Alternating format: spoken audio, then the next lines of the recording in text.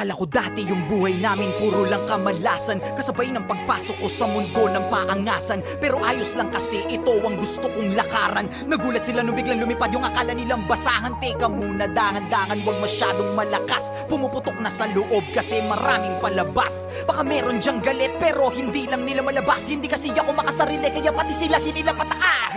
Teka, ang dami nagbago, ugali pati na mukha mo. Ganyan na ba yung mga dapat gawin para mahalin ng mga tao?